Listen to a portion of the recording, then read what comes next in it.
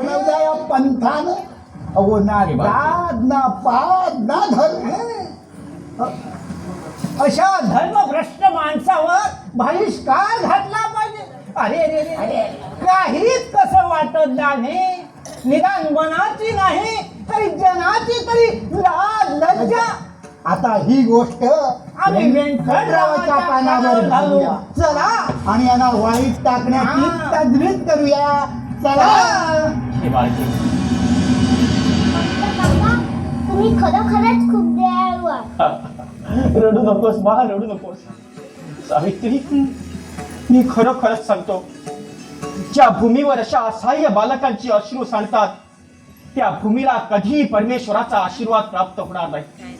ज्या भूमीतील कर्ता पुरुष आपल्या आई बापांना घरातून हाकलून लावतो त्या भूमीला परमेश्वराचा आशीर्वाद कधी मिळणार नाही. ज्या भूमीवरच्या राज्य शासनाची सूत्रे ज्याच्या हाती असतात ते जर आपल्या जनतेच्या हिताची होळी पेटून स्वतःच्या स्वार्थाची पोळी भाजू लागले तर अशा राज्यावर, अशा राज्यकर्त्यावर कधीही ईश्वराची प्राप्ती होणार नाही.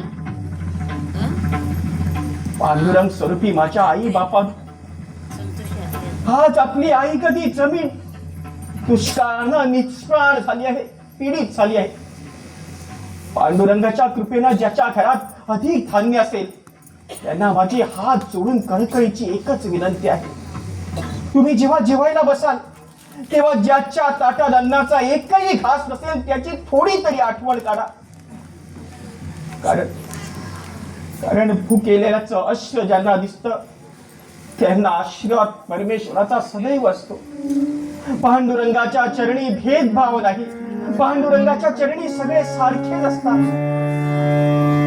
उच्च नीच सारा वाहू गाजी भार, उच्च नीच सारा वाहू गाजी भार, उच्च नीच सारा